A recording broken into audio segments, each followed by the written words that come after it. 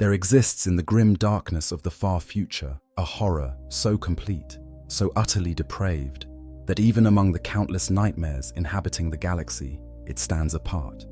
This is not the mindless hunger of Tyranids consuming worlds. This is not the cold mechanical terror of Necrons awakening from their tomb worlds. This is not even the barbaric rage of orcs seeking nothing but war. No, this is something far more insidious, far more disturbing, because it began with nobility. It began with honor. It began with a quest for perfection that would ultimately birth one of the most twisted and depraved forces the Imperium has ever faced. They were once called the Third Legion, the Emperor's children, and they were everything a space marine was meant to be. They were the only legion permitted to bear the Emperor's own personal symbol, the Palatine Aquila, upon their armor. They were warriors of such skill, such dedication, such unwavering loyalty, that they stood as living exemplars of what the Emperor had envisioned when he created the Legiones Astartes. Their battle hymn was, "Children of the Emperor, death to his foes," and they meant every word. They believed in perfection, not as an abstract concept, but as an achievable reality, something to be pursued in every action, every thought, every moment of their existence. Today, those same warriors have become something that defies description in polite company. They are the servants of Slaanesh, the dark prince of pleasure, the chaos god of excess in all its forms. They are torturers, murderers, and worse, driven by an insatiable hunger for new sensations, new experiences, new depths of depravity. They wield weapons that tear reality apart with sound alone. They sculpt flesh as lesser beings might sculpt clay. They have transformed the pursuit of perfection into the pursuit of the most extreme excesses imaginable, and in doing so, they have become a warning written in blood and screaming across the stars about what happens when the quest for excellence becomes unmoored from all morality, all restraint, all humanity. Understanding the Emperor's children is understanding one of the central tragedies of the Horus Heresy. It is witnessing how pride and perfectionism, seemingly virtuous traits, can become gateways to ultimate corruption. It is seeing how a brotherhood of warriors who once stood as humanity's finest defenders could fall so completely that they would visit unimaginable atrocities upon the very people they swore to protect. The story of the Third Legion is not merely a tale of betrayal. It is a chronicle of transformation so complete that barely anything remains of what they once were, except their name, which they now wear as a bitter mockery of the man they betrayed. The noble origins, from Europa's finest to the Emperor's chosen. To understand how far the Emperor's children have fallen, we must first understand the heights from which they descended. The Third Legion's story begins on Terra, itself during the violent crucible of the Unification Wars, when the Emperor first sought to unite humanity's cradle world under a single banner. Unlike many of the other legions, whose initial recruits came from the hive gangs and feral tribes of Terra's wastelands, the Third Legion drew its warriors from an altogether different source, the noble houses of Europa. These were not common soldiers. They came from families of refinement and culture, from bloodlines that had somehow maintained their nobility through the horrors of old night. When the Emperor's Thunder Warriors conquered the European noble houses, these defeated dynasties did not simply surrender their weapons. They offered their sons. House Loculus of Comarg was among the first, selecting the finest and most promising of their youth as tribute to the new master of Terra. Other noble houses followed suit, and thus the Third Legion was born from a foundation of aristocratic excellence. This origin would shape everything about the Legion. Where other legions might be content with simple victory, the Third demanded victory achieved with style and precision. Where others might accept adequate performance, the Third would accept nothing less than flawless execution. From their very inception, they were different, set apart not just by their combat prowess, but by their approach to warfare itself. They saw battle not merely as a means to an end, but as an art form to be perfected, a canvas upon which they could demonstrate their superiority. But the early Third Legion was small. Tragically, devastatingly small. A disaster struck during their gene seed implantation process, a corruption known as the Blight that caused catastrophic organ failure and degeneration. This near-extinction event reduced the once promising Legion to a mere 200 Space Marines. 200 warriors, where other legions boasted tens of thousands. It was a blow that might have broken lesser forces, but for the Third Legion, it became a crucible that refined their culture of perfection even further. These 200 became living legends. Every one of them had to be exceptional because there were so few of them. They could not afford mediocrity because every loss was felt acutely. They compensated for their lack of numbers with unmatched skill, fighting alongside other legions and proving their worth time and again despite their tiny size. They became known for their ability to analyze both enemies and allies with uncanny precision, tailoring their strategies to exploit weaknesses and maximize strengths in ways that larger legions rarely bothered to do. Quality over quantity became not just a philosophy, but a survival necessity. Then, in a moment that seemed almost miraculous, their Primarch was found. On the bleak mining world of Chemos, the Emperor discovered Fulgrim, and everything changed. The Phoenician, as he would come to be called, was reunited with his gene sons, and the moment is recorded in the Book of Primarchs with words that would later become bitterly ironic.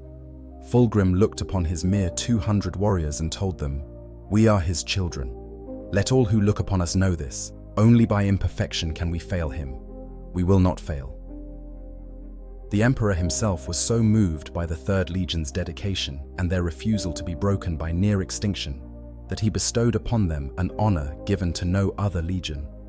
He named them the Emperor's children and permitted them to bear his personal symbol, the Palatine Aquila, upon their armor. It was recognition of their excellence, their loyalty, their refusal to accept anything less than perfection, even in the face of near annihilation. Under Fulgrim's leadership, the Legion began to grow once more, recruiting from both Chemos and Terra. But the culture that had been forged during their time of desperate survival remained. If anything, it intensified. Fulgrim himself embodied the pursuit of perfection in all things. He was not content to be merely a warrior. He mastered strategy and tactics. Yes, but he also excelled at poetry, sculpture, music, and every other pursuit he turned his attention to. He expected nothing less from his sons, and they worshipped him for it. The Emperor's children fought alongside the Lunar Wolves and their Primarch Horus Lupercal for nearly a century. And during this time, Fulgrim and Horus became as close as brothers could be. They were kindred spirits in many ways, both charismatic, both brilliant, both beloved by their legions.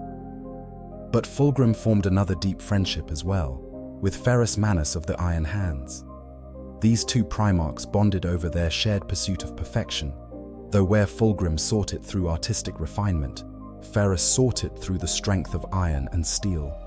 In a gesture of brotherhood, each Primarch forged a weapon for the other.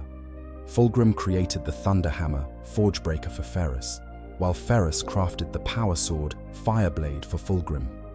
They exchanged these weapons as symbols of their unbreakable bond, never imagining that one day these very weapons would clash in mortal combat between brothers turned enemies. The Emperor's children continued to prove themselves throughout the Great Crusade. When other Imperial forces estimated that subjugating the alien layer would take 10 years or more, Fulgrim's Legion accomplished it in a single month. The cost was high, 700 dead and over 4,000 wounded, but the impossible had been achieved. It seemed to confirm everything the Emperor's children believed about themselves. Through perfection of skill and execution, through refusing to accept limitations or excuses, they could accomplish what others deemed impossible. But pride, even justified pride, is a dangerous thing. And in their quest for perfection, the Emperor's children had created within themselves a vulnerability. They had defined themselves by their excellence to such a degree that any imperfection became not merely disappointing, but intolerable. They had come to believe that perfection was not just achievable, but was their birthright, their destiny. And when something or someone offered them a path to perfection beyond even what they had already achieved, they would be willing to listen, no matter the source. Fulgrim, the perfection that became poison. To understand the fall of the Emperor's children, one must first understand their Primarch, for Fulgrim was the beating heart of everything the Legion became, both before and after their corruption. Among the 20 Primarchs created by the Emperor, few possessed Fulgrim's raw combination of martial prowess, intellectual brilliance, and artistic sensitivity. He was, in many ways, the embodiment of the Renaissance ideal, a man who could compose sublime poetry in one moment and orchestrate a perfect military campaign in the next. Fulgrim's early life on Chemos shaped him profoundly. The world he landed on as an infant was dying, a mining colony that had been cut off from the rest of humanity during the Age of Strife and was slowly consuming itself to death. The factories that had once made Chemos prosperous had fallen silent. The people were slowly starving, living in the ruins of a better age with no apparent hope of recovery. Into this desperate situation came a Primarch in his gestation pod, found by 3 workers investigating what they thought was a meteorite strike. From the moment Fulgrim emerged from his pod, he was extraordinary, even by Primarch standards. He grew with supernatural speed and learned with even greater rapidity.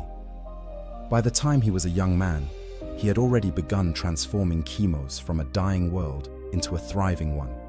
He reorganized the factories, restarted the mining operations, and established systems that allowed the planet to not just survive, but prosper. The people of Chemos came to regard him with an adoration bordering on worship, and Fulgrim accepted this reverence as natural. After all, he had saved them. He had achieved what they deemed impossible. In his mind, excellence deserved recognition. When the Emperor found Fulgrim and revealed to him his true nature and purpose, the Primarch embraced his role with characteristic perfectionism. He was reunited with the 200 survivors of his legion and immediately set about rebuilding them, but not just in numbers. He wanted to forge them into something unprecedented, a force that would excel at everything, that would set standards all other legions would struggle to match. Fulgrim's philosophy was seductive in its simplicity. Perfection was possible, and therefore perfection was mandatory. He pushed his legion to master not just warfare, but culture, arts, and sciences. An Emperor's children's space marine was expected to be as comfortable discussing philosophy as tactics, as capable of appreciating a beautiful sculpture as orchestrating a planetary assault. This holistic approach to excellence set them apart from other legions who focused solely on martial prowess. But there were cracks in the foundation, visible to those who looked closely enough. Fulgrim's pursuit of perfection was not just a philosophy, but an obsession. He could not tolerate failure, even minor failure, even understandable failure. When his warriors did not meet his standards, they faced not understanding or encouragement, but contempt. The pressure within the Legion was immense. Every battle had to be won perfectly. Every action had to be executed flawlessly. The psychological toll of maintaining this standard was enormous, though few would admit it. Fulgrim's relationships with his fellow Primarchs were complex. His friendship with Horus was deep and genuine. They understood each other in ways few others could, both natural leaders, both charismatic, both convinced of their own exceptional nature. His bond with Ferrus Manus was different, but equally profound, based on mutual respect and a shared drive to overcome any limitation, any weakness. These relationships mattered to Fulgrim more than he perhaps consciously realized. The approval of his brothers, the recognition of his peers, these things fed something deep within him. The great tragedy of Fulgrim is that his greatest strength became his most fatal weakness. His ability to envision perfection and drive toward it made him and his legion exceptional. But this same quality meant that when chaos whispered to him about perfection beyond what even the Emperor had achieved, perfection that transcended the limitations of mere humanity or even transhuman space marines, he was psychologically primed to listen. He had spent his entire life refusing to accept limitations. Why would he suddenly accept that there might be some forms of perfection that should not be pursued? Fulgrim's pride was not the crude arrogance of a lesser being. It was the sophisticated pride of someone who had genuinely earned their confidence through achievement after achievement. He had saved a dying world. He had rebuilt a decimated legion. He had proven his worth time and again in the Great Crusade. When someone with that track record begins to believe that conventional wisdom does not apply to them, when they begin to think that rules exist for lesser beings, but not for those who have proven their superiority, the fall begins. But the most insidious aspect of Fulgrim's corruption was that he himself did not fully recognize it was happening. In his mind, he was still pursuing perfection, still seeking to become the best possible version of himself and to lead his sons to the same heights. The fact that this pursuit was leading him down increasingly dark paths, that the sensations he sought were becoming more extreme, that his actions were becoming less noble and more self-serving, all of this was rationalized as necessary steps on the road to true perfection. After all, how could perfection be achieved if one remained bound by conventional limitations? Vaal, Primarch Fulgrim, was a being of terrible beauty and even more terrible potential. In another timeline, another set of circumstances, he might have been remembered as one of the greatest heroes of the Imperium. Instead, he would become a cautionary tale about how even the noblest qualities can become instruments of damnation when they lack proper grounding, proper humility, proper recognition of one's own fallibility. The Serpent's Blade. How the Layer sealed their doom. Every great fall has a moment when the descent becomes inevitable, a point of no return after which tragedy unfolds with the weight of horrible certainty. For the Emperor's children, that moment came during the cleansing of Laren, a campaign that seemed at first to be another triumph of the Third Legion's martial excellence, but which would, in retrospect, mark the beginning of their transformation from humanity's champions into chaos-corrupted monsters. The Layer were a serpentine alien species who inhabited the ocean world of Laren, officially designated 28-3 by the 28th Expeditionary Fleet. On the surface, they seemed like countless other Xenos civilizations that stood in the way of Imperial expansion, worthy opponents perhaps, but ultimately just another obstacle to be overcome in the name of the Great Crusade. The Council of Terror's initial assessment suggested that properly subjugating the Layer homeworld would require at least a decade of sustained military operations with significant Imperial casualties. Some officials even suggested making Laren a protectorate, allowing the aliens to maintain their civilization under Imperial oversight rather than attempting costly conquest. Fulgrim, upon hearing these estimates, was dismissive. 10 years. Unacceptable. His legion did not simply win campaigns, they won them with style, with efficiency, with perfection. He declared that the Emperor's children would conquer Laren in a month, and moreover, they would completely eradicate the Layer species in the process. No protectorate, no compromise, total victory, total compliance, and total speed. What Fulgrim did not know, what none of the Imperials initially understood, was that the Layer were already corrupted by chaos. They were devoted worshippers of Slaanesh, the Dark Prince of Pleasure who represents all forms of excess and obsession. The Layer culture was built around the pursuit of extreme sensations. They surrounded themselves with riotous colors and constant sound. They derived pleasure from experiences that would horrify unaltered humans. Their very civilization was a testament to what happens when a species commits itself utterly to the pursuit of sensation without moral constraint. The war for Laren was brutal. The Layer fought with skill and desperation. understanding what total eradication meant. They had developed technology that allowed them to fight effectively in the crushing depths of their ocean world. They had weapons that stunned and disoriented attackers. They had fortifications that took advantage of their aquatic environment in ways that severely disadvantaged the attacking Space Marines. The Emperor's children paid in blood for every meter of ground taken, and while they achieved their goal of conquest within the promised month, the cost was staggering.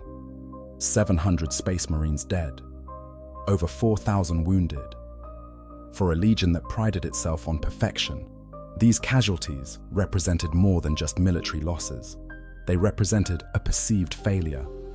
But something else happened on Laeran, something far more dangerous than the physical casualties. The Emperor's children were exposed to Leia culture, to their art, to their philosophy, to their technology. They saw aliens who pursued experiences with single-minded obsession. They encountered weapons and instruments designed not just for function, but for sensation. They found temples dedicated to acts of beauty and horror, intermingled in ways that challenged imperial notions of acceptable behavior. And in one of these temples, Fulgrim discovered a sword. It was a beautiful weapon, far more elegant than the crude instruments of war the Imperium typically produced. Its blade was silver, its craftsmanship exquisite. To Fulgrim, it represented Xenos artistry at its finest, a trophy worthy of a Primarch who valued perfection in all things. He took the sword, replacing Fireblade, the weapon forged for him by his brother, Ferrus Manus, as his primary weapon. He began wearing it at all times, admiring its balance, its edge, its aesthetic perfection. What Fulgrim did not know, what he could not have known through any conventional means of investigation, was that the blade was a demon weapon. Trapped within its silver length was a greater demon of Slaanesh, a keeper of secrets that had been bound there by Leia sorcery. The demon was patient. It had to be. Possessing a Primarch could not be accomplished through crude force. It required subtlety, manipulation, gradual erosion of will over time. The demon began speaking to Fulgrim through the weapon. At first, the Primarch thought these whispers were merely his own subconscious speaking to him, giving voice to thoughts and desires he had not fully articulated. The voice was reasonable. It spoke about perfection, about the limitations the Emperor had placed on his creations, about possibilities that existed beyond the narrow confines of Imperial dogma. It did not demand sudden betrayal or obvious corruption. Instead, it simply encouraged Fulgrim to pursue the perfection he already sought, but perhaps with fewer restrictions, perhaps with greater boldness. Slowly, imperceptibly, the corruption spread. Fulgrim's behavior began to change in subtle ways. His pursuit of perfection became less about achieving excellence in service to the Imperium, and more about the personal satisfaction of achievement itself.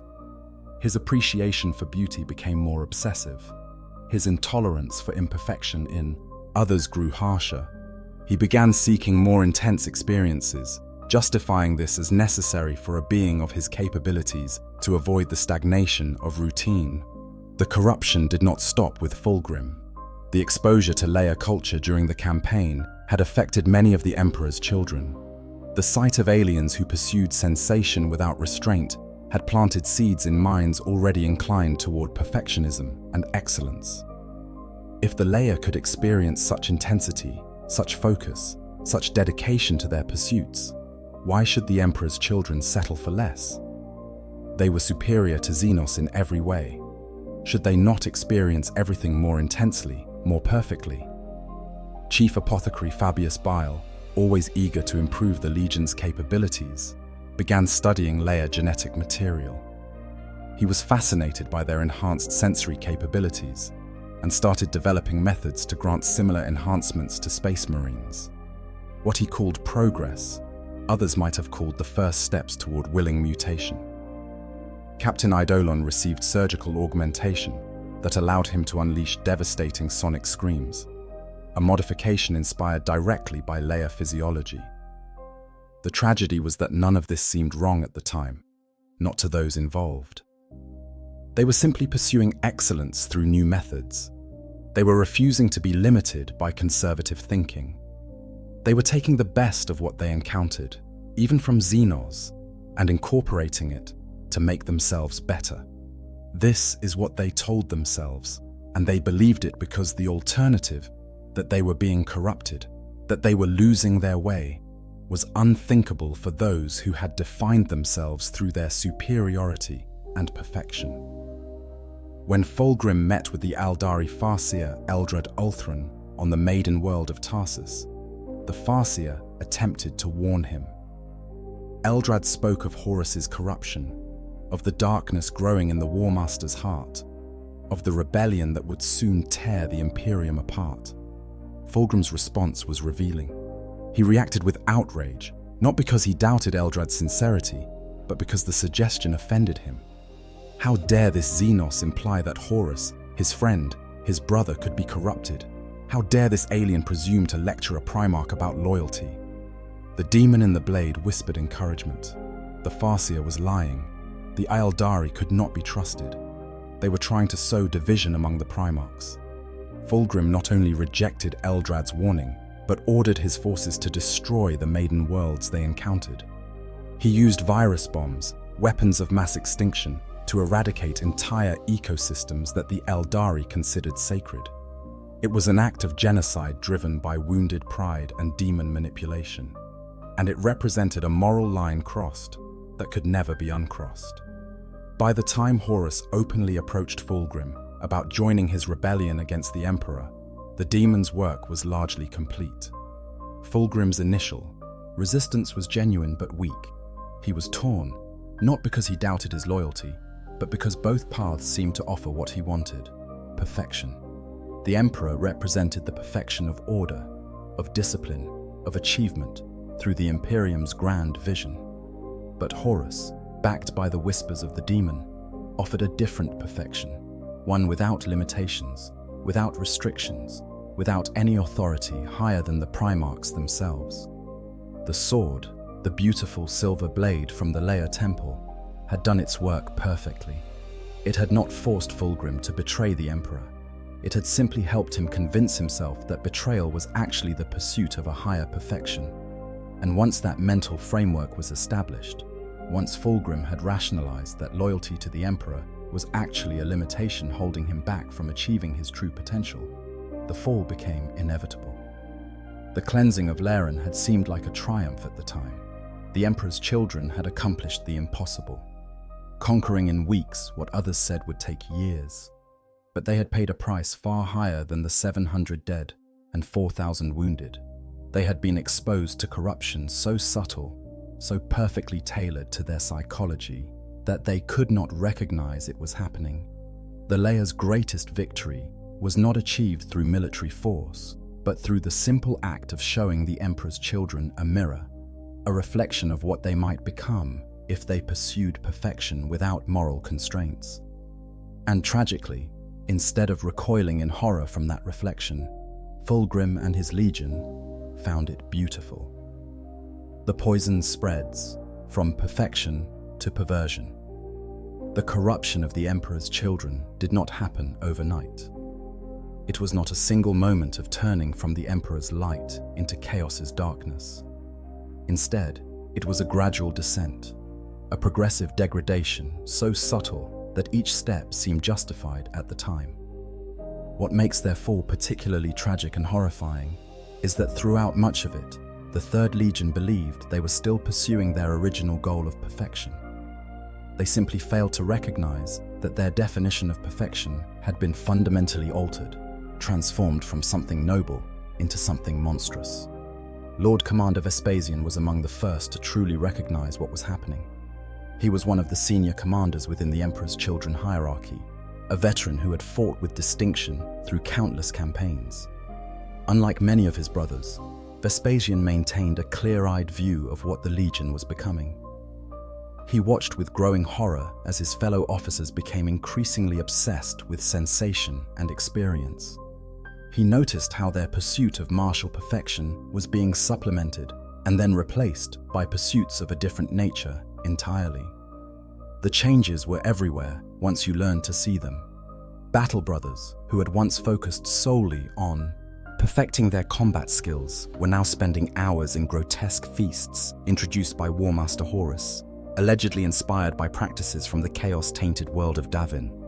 These were not simple celebrations of victory, but elaborate affairs involving exotic narcotics, sensory stimulants, and behaviors that would have been unthinkable to the Emperor's children of just years before. When Vespasian questioned these practices, he was dismissed as conservative, unable to understand the new heights the Legion was reaching. Chief Apothecary Fabius Bile's experiments were becoming increasingly disturbing. What had started as attempts to enhance Space Marine capabilities had evolved into something far more sinister. Fabius was no longer content with simple augmentation. He was reshaping flesh itself, creating warriors whose bodies had been so extensively modified that their humanity was questionable. He justified this by claiming he was fulfilling the Legion's quest for perfection, that he was creating the perfect warriors. But those who saw his creations recognized them for what they truly were: abominations that combined Space Marine resilience with alien physiology, and sometimes something else entirely, something that came from the warp itself. The corruption manifested in other ways as well. The Emperor's children's combat doctrine began to change. They had always prized precision and excellence, but now there was a new element: the need for the battle itself to be aesthetically perfect. It was no longer enough to win. The victory had to be achieved in a way that provided maximum stimulation, maximum sensation. Some Marines began seeking out the strongest opponents, not to test themselves, but for the thrill of the challenge. Others started taking unnecessary risks, prolonging engagements purely for the experience rather than achieving the strategic objective efficiently. Captain Solomon Demeter, commander of the Second Company, was another who saw what was happening. He and Vespasian consulted quietly with other like-minded battle brothers, warriors who still remembered what the Emperor's children had stood for before Laeron. They were troubled by Fulgrim's increasingly erratic behavior, by the changes sweeping through the Legion, by the growing sense that something fundamental had gone wrong. But what could they do?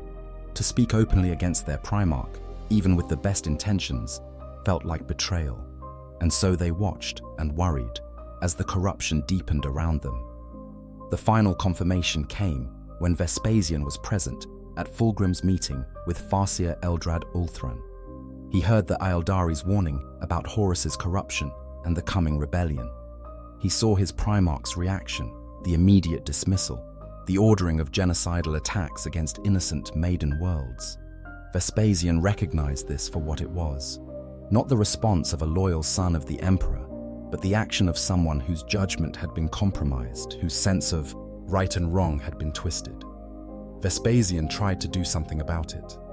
In a moment of desperate courage, he confronted Fulgrim in the Primarch's stateroom. He spoke of his concerns, of the changes he had witnessed, of his fear that the Legion was losing its way. The conversation sealed his fate.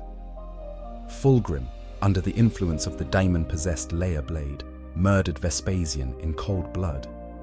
He used the Anathami, another demon weapon that Fulgrim had acquired, to stab his loyal Lord Commander in the neck. As Vespasian died, he finally understood the full scope of what had happened. His Legion was lost, his Primarch was lost, and there would be no redemption, no return to what they had been. The murder of Vespasian was a watershed moment, though few in the Legion knew of it at the time. One of their most loyal and distinguished officers, a warrior who had served with honor throughout the Great Crusade, had been killed simply for questioning whether the path they were on was right. It demonstrated conclusively that the Emperor's children were no longer the Emperors in anything but mocking name. They had become something else entirely. When Horus openly launched his rebellion with the betrayal at Ishtvan Thrall, the Emperor's children were fully committed to the War Master's cause. They participated in the virus bombing that killed billions on the planet below, including many of their own loyalist battle brothers. Captain Saul Tarvitz, Another of the few who remained truly loyal to the Emperor managed to warn some of the loyalists about the incoming attack, allowing them to take shelter. The surviving loyalists mounted a desperate defense, knowing they were doomed but determined to fight to the last for the Emperor they still served. The Emperor's children, who descended to Istvan III to finish off the survivors, were not the warriors they had been. They had become something twisted, enhanced by Fabius Bile's experiments, driven by sensations that no unaltered human could understand. The battles on Istvan III's surface were brutal and one-sided. The loyalists fought with desperate courage, but they were outnumbered, outgunned, and facing enemies who no longer fought with the disciplined perfection the Legion had once prized, but with a savage hunger for sensation and experience. Ancient Rylanor, an Emperor's Children dreadnought who had remained loyal, survived the betrayal and witnessed the transformation of his legion. His testimony would later prove crucial in understanding what had happened. He described warriors who had once been his brothers engaging in acts of pointless cruelty, prolonging the suffering of the wounded, not for any tactical purpose, but simply for the experience of it. He spoke of seeing space marines consuming the flesh of the fallen, not from hunger, but from curiosity about the taste. He witnessed behaviors that would have resulted in immediate execution in the old Legion, now being celebrated as signs of enlightenment and transcendence. The corruption had spread from Fulgrim to his Lord Commanders, then to the company leaders, then to the rank and file. Each level of the hierarchy had passed the poison down, often genuinely believing they were helping their subordinates achieve greater heights. By the time of the drop site massacre at Istvan V, where the Emperor's children would join other traitor legions in the destruction of loyalist forces, the transformation was essentially complete. The Third Legion that had once embodied the Emperor's vision of perfection had become a grotesque parody of everything they had stood for. At Istvan V, Fulgrim faced his brother Ferrus Manus in single combat. The two Primarchs, who had once been closer than brothers, now fought to the death. Fulgrim wielded the Daemon Blade from Laren. Ferrus carried Fireblade, the weapon Fulgrim had made for him in better days. The fight was brief and terrible. The Daemon weapon gave Fulgrim strength beyond even a Primarch's normal capabilities. When Fulgrim struck the killing blow, severing Ferrus's head from his body, he experienced a moment of absolute horror at what he had done. For just an instant, the true Fulgrim reasserted himself, recognizing the magnitude of his betrayal, the irreversibility of his actions. But that moment of clarity was the demon's opportunity. It had been gradually possessing Fulgrim throughout all these months, slowly taking control. Now, with the Primarch's will weakened by shock and grief, the daemon completed its takeover. Fulgrim's consciousness was imprisoned within his own mind, forced to watch as the daemon puppeteered his body. The daemon Fulgrim ordered the immediate execution of Ferrus Manus's honor guard, the Morlocks, who were killed by Fulgrim's Phoenix Guard before they could react to their Primarch's death. Eventually, through force of will that only a Primarch could muster, Fulgrim would regain control of his body, trapping the demon in turn. But by then, the damage was done. Fulgrim had changed too much. He had seen too much. He had done too much. When he emerged from the internal struggle with the demon, he was not the noble Primarch who had sought perfection through excellence. He was something new, something that had embraced corruption not through possession, but through choice. He had looked at what he had become and decided he liked it. The poison had spread completely through the Emperor's children. What had started with a single sword taken from a Xenos temple had infected an entire legion. They were no longer space marines who had fallen to chaos. They were willing, enthusiastic servants of Slaanesh, pursuing sensation and excess with the same single-minded dedication they had once applied to martial perfection. The transformation was complete, and there would be no going back. The cacophony, when sound becomes suffering. Among the many horrors birthed by the Emperor's children's fall to chaos, few are as distinctive or as deeply disturbing as the noise marines. also known as the cacophony. These warriors represent the logical endpoint of the Third Legion's corruption, where the pursuit of sensation and the perfection of violence have merged into something that transcends conventional warfare and enters the realm of pure sensory assault. To understand the Noise Marines is to understand how far the Emperor's children have moved from anything recognizably human, for these are warriors who have modified themselves so extensively that sound itself has become their weapon, their obsession, and their addiction. The origin of the Noise Marines traces back to a single, fateful performance during the later stages of the Great Crusade, before the Horus Heresy had openly begun, but after the corruption of the Emperor's children was already well advanced. The 28th Expeditionary Fleet included among its personnel a remembrancer named Bekwa Kinska, a celebrated composer and musician from Terra. Kinska had been assigned to the Pride of the Emperor, Fulgrim's flagship, to document the Legion's achievements and create works inspired by their excellence. Bekwa Kinska was already a woman of considerable talent and darker appetites. She was jaded, always seeking new sensations, new inspirations, new experiences to fuel her artistic vision. The Emperor's children, with their pursuit of perfection in all things including the arts, fascinated her. Fulgrim himself took an interest in her work, encouraging her to push boundaries, to create something truly unprecedented. This encouragement from a Primarch, combined with the subtle influence of chaos that now permeated the 28th Expeditionary Fleet, drove Kinska to conceive her magnum opus, a musical performance she called the Maraviglia. The Maraviglia was meant to be the ultimate artistic statement, a symphony that would surpass anything previously created in human history. To perform it, Kinska designed a series of specialized musical instruments. These were not merely advanced sound-producing devices, but weapons disguised as instruments, or perhaps instruments that happened to also function as weapons. The distinction became meaningless as the performance approached. Kinska had become so obsessed with creating the perfect auditory experience that considerations of safety or sanity had long since been abandoned. The debut, and what would turn out to be the only performance of the Maraviglia, took place in a specially prepared auditorium aboard the Pride of the Emperor. In attendance were numerous Emperor's Children Space Marines, including some of the Legion's senior commanders.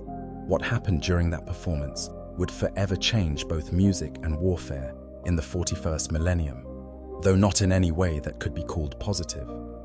As Kinska's orchestra began to play, the audience quickly realized this was no ordinary musical performance. The sounds produced by her instruments were not merely heard, but felt, experienced on a visceral level that bypassed rational thought and went straight to the primitive parts of the human brain. The music was mathematically perfect, yet utterly alien, beautiful and terrible in equal measure. It stimulated emotions that had no names, produced sensations that should not have been possible through sound alone. The warp itself responded to the performance. The combination of Kinska's instruments, the growing chaos corruption in those present, and the sheer intensity of the experience created a tear in reality. Demons of Slaanesh began manifesting among the performers. Some members of the orchestra were possessed on the spot. The audience, rather than fleeing in terror, was drawn into the performance, swept up in an experience that transcended anything they had known. What followed was a descent into madness that would set the template for much of what the Emperor's children would become. The performance devolved into an orgy of violence and sensation-seeking that left no clear boundary between audience and performer, between reality and nightmare. When it finally ended, many were dead, others were irrevocably changed, and several Emperor's Children Space Marines had discovered something that would obsess them for the rest of their existence: the potential of sound as both weapon and drug. Those Space Marines who had taken up Kinska's instruments during the chaos of the Maraviglia discovered that the weapons could produce effects far beyond normal music. They could create sounds that liquefied flesh. They could generate resonances that shattered ceramite armor. They could produce frequencies that drove even other Space Marines to madness. More importantly, from the perspective of those who had become addicted to sensation, they created experiences of unparalleled intensity. The wielder felt the sound through their entire being, and when enhanced by the modifications that Fabius Bile was already performing on willing emperor's children, this sensation became transcendent. By the time of the dropsite massacre at Istvan V, some emperor's children had already modified Kinska's original designs into true sonic weapons. These early cacophony took to the field, armed with devastating sound-producing armaments that killed enemies in ways that conventional weapons could not match. The sonic blaster could unleash waves of harmonics that literally tore targets apart. The Blastmaster fired different sonic frequencies that could rupture organs, burst eyeballs, and collapse internal structure. The Doom Siren, perhaps most horrifying of all, was a voxcaster surgically integrated into the Space Marine's body, amplifying their own screams into weapons of devastating power. The true horror of the Noise Marines, however, is not merely in their weapons, but in what they have become as individuals. Over the millennia since the Horus Heresy, the cacophony have undergone progressive modification and mutation, much of it self-inflicted in pursuit of ever more intense auditory experiences. Their nervous systems have been rewired, their sensory organs augmented with implants of both technological and demonic origin. Many have undergone flesh-shaping sorcery that has altered their fundamental biology, making them more receptive to the power of sound. The result is warriors whose experience of reality is fundamentally different from baseline humans, or even normal space marines. Noise Marines have trained and modified themselves to experience sound in ways that would drive unaltered beings insane. They can hear frequencies far beyond the normal human range. They can perceive individual overtones and undertones within complex sounds. They experience audio input, not just through their ears, but through their entire body. Their enhanced neurology allowing them to literally feel sound waves passing through them. But there is a terrible price for these enhancements. Noise Marines quickly develop a tolerance to normal sounds. What would be deafeningly loud to others registers as barely perceptible to them. They need ever-increasing volumes, ever more extreme frequencies, ever more discordant sounds just to feel anything at all. The quiet terrifies them because in silence they experience a kind of sensory deprivation that approaches psychological torture. They are addicts in the most literal sense, dependent on sound the way others might be dependent on narcotics, and their addiction can never be truly satisfied. This addiction shapes how Noise Marines fight. They do not engage in combat merely to kill enemies or achieve military objectives, though they accomplish both. They fight to experience the ultimate cacophony of battle, the symphony of screams, the percussion of explosions, the melody of their sonic weapons cutting through armor and flesh. A battlefield to a Noise Marine is not a place of horror but a concert hall, and they are both performers and audience, both creating and consuming the sounds of death and destruction. The ammunition for sonic weapons is itself a disturbing subject. Imperial authorities who have studied captured examples believe that the sonic blasts are somehow powered by or composed of actual screams, anguish given physical form through warp-tainted technology. Some reports suggest that Noise Marines capture victims specifically to harvest their screams, binding that vocal suffering into their weapons. Whether this is literally true or metaphorically true may not matter. The effect is the same. When a sonic weapon fires, its victims experience not just physical destruction, but auditory assault that can drive them mad in the instants before death. The command structure among Noise Marines reflects their obsession. Leaders are called disharmonists, and the most powerful are known as Lord Cacophonists.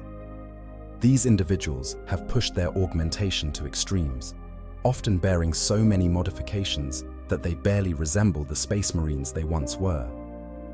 Some have multiple speakers grafted onto their armor, their backpacks transformed into amplification systems that make them walking sonic cathedrals. Others have replaced entire limbs with instruments of torment, their bodies becoming living weapons capable of producing killing sounds through mere movement. For a Slaaneshi Chaos Marine to be interred within a sonic dreadnought is considered by many to be a fate worse than death. The dreadnought sarcophagus robs them of physical sensation, trapping them in a metal coffin that filters most sensory input through technological sensors rather than flesh. For warriors addicted to sensation, this isolation is agonizing. Only the most dedicated noise marines, those willing to sacrifice all other sensations for the ability to experience sound at previously impossible volumes through the dreadnought's massive sonic weapons, can bear this existence without descending into complete madness. The noise marines represent an evolution of warfare that is uniquely horrifying because it combines the sophistication of advanced technology with the pure sadism of chaos corruption. Other forces use brutal weapons. Other armies inflict terrible casualties. But noise marines kill not just bodies but minds, assaulting their victims with sounds that bypass physical defenses and attack directly at the level of neural processing. Survivors of noise, marine attacks, few as they are, often suffer permanent psychological damage, traumatized not just by what they saw, but by what they heard. Perhaps most disturbing is that to the noise marines themselves, this is perfection.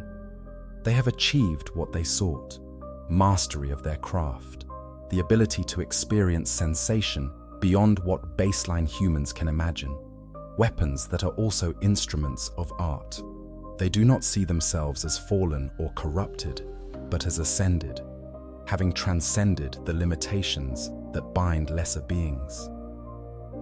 When a noise marine unleashes a blast from their sonic blaster and feels the resonance of screaming death wash over them through their enhanced senses, they experience a moment of pure ecstasy that justifies every horror they have inflicted, every atrocity they have committed.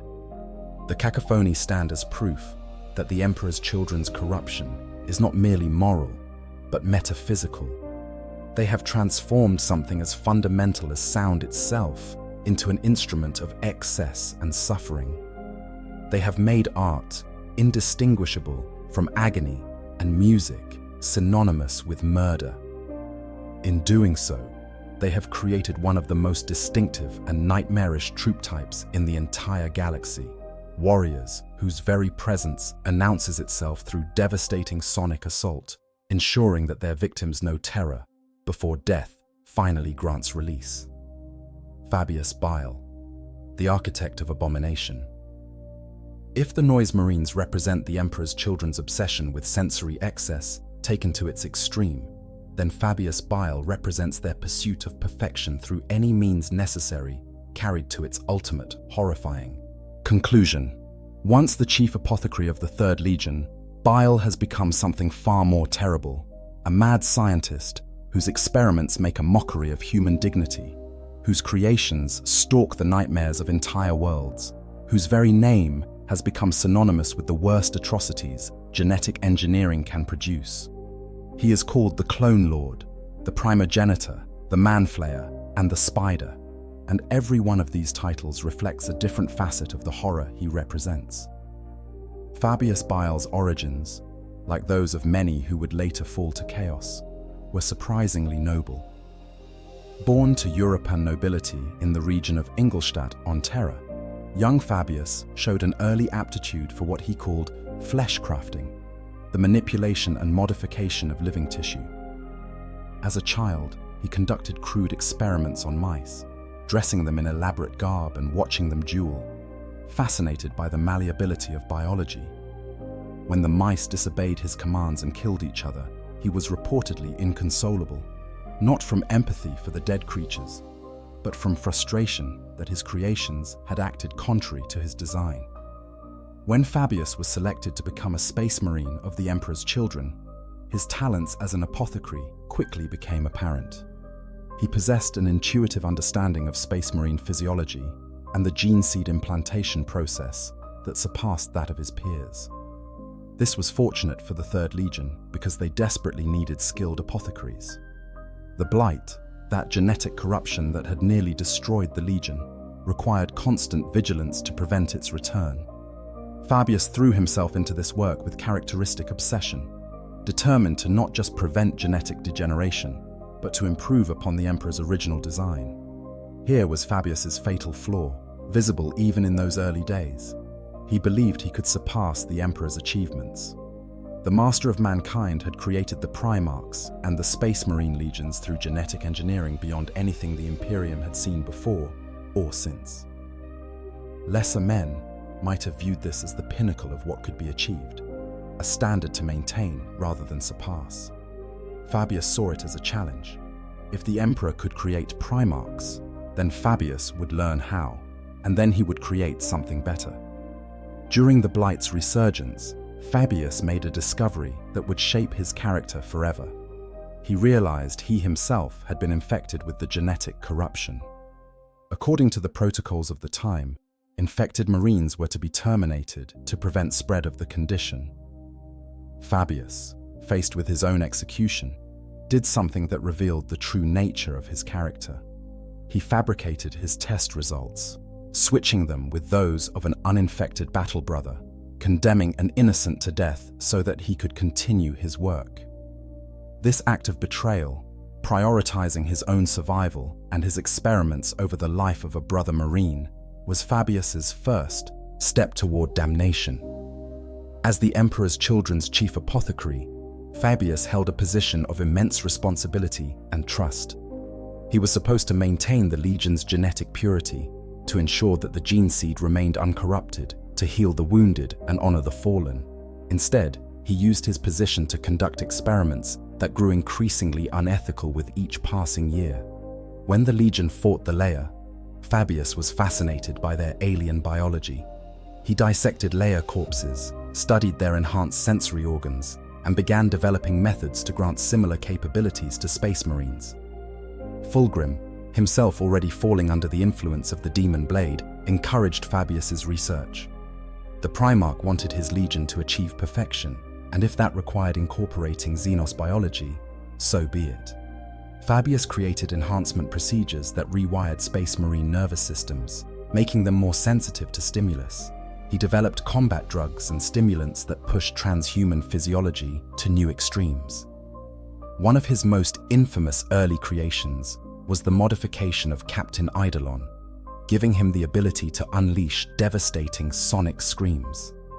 This procedure laid the groundwork for what would eventually become the Noise Marines.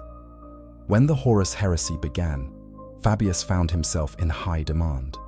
Both Horus and the first chaplain Erebus recognized the value of an apothecary who was willing to push boundaries that others considered inviolable.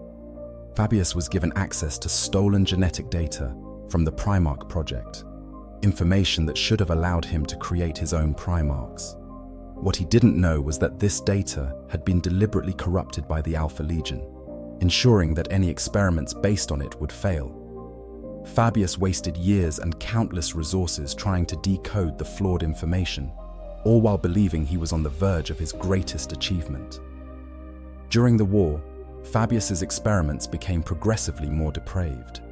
He experimented on captured Space Marines from both Loyalist and traitor legions, vivisecting them while they still lived to better understand Space Marine physiology under extreme stress. He created the first Terrata, hideously modified warriors who combined Space Marine resilience with additions of Xenos genetics, demon-touched flesh, and pure warp-spawned mutations. These beings were powerful but unstable, often descending into madness or being consumed by their own modifications. At the Siege of Terra, while other traitor legions focused on the assault of the Imperial Palace, the Emperor's children largely indulged themselves with the civilian population. Fabius used this opportunity to conduct experiments on a scale that would have been impossible elsewhere. Millions of Terra's citizens were subjected to his ministrations. Some were simply dissected for study.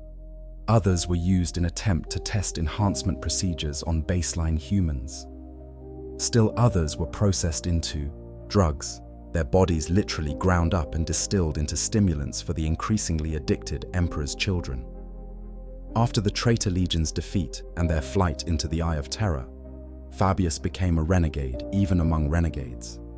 He grew disgusted with his own legion's obsession with Slaanesh, viewing their worship of the Chaos God as weakness, a reliance on supernatural forces rather than scientific progress.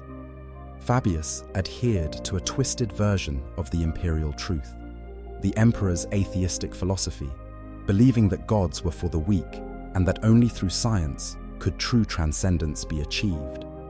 This put him at odds with virtually everyone. The emperor's children wanted him dead for his refusal to worship Slaanesh. Other traitor legions distrusted him because his experiments often involved abducting and experimenting on their own warriors. Fulgrim himself, by then a demon prince, placed a bounty on his former chief apothecary's head. Yet Fabius survived and even thrived because of one simple fact: the traitor legions needed him. Space Marine legions, whether loyalist or traitor, require a constant supply of gene seed to create new warriors. Gene seed is harvested from fallen Space Marines' progenoid glands, and the process requires an apothecary skilled enough to extract the organs without damaging them. In the Eye of Terror, where the traitor legions were constantly fighting each other and the Imperium, casualties were high and gene seed was precious. Fabius was unquestionably the most skilled apothecary in the Eye of Terror. Chaos Lords who wanted to rebuild their forces had little choice but to deal with him, and Fabius always demanded payment for his services.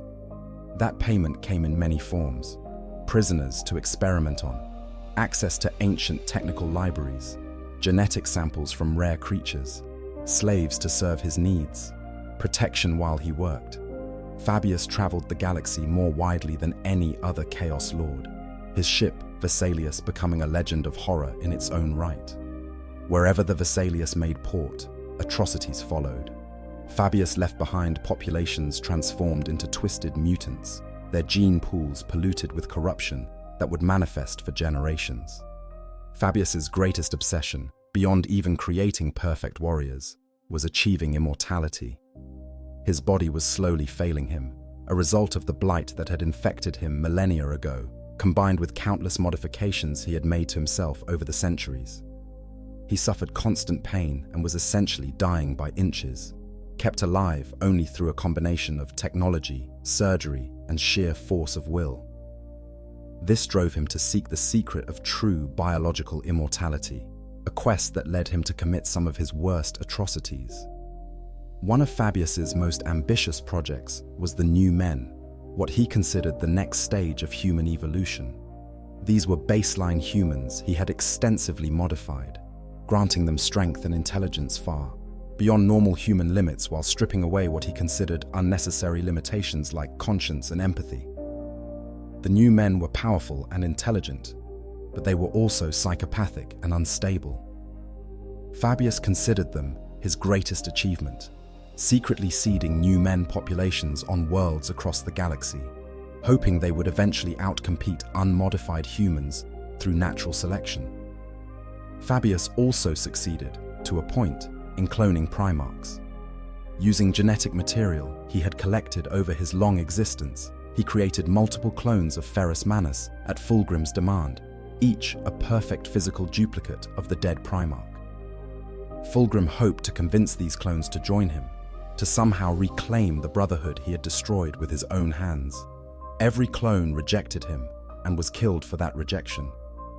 Later, Fabius would create a clone of Fulgrim himself, a version of the Primarch before his corruption. This clone was eventually traded to the Necron overlord, Trazyn the Infinite, where it remains in stasis, a pristine reminder of what Fulgrim was before his fall. The horror of Fabius Bile is multi-layered.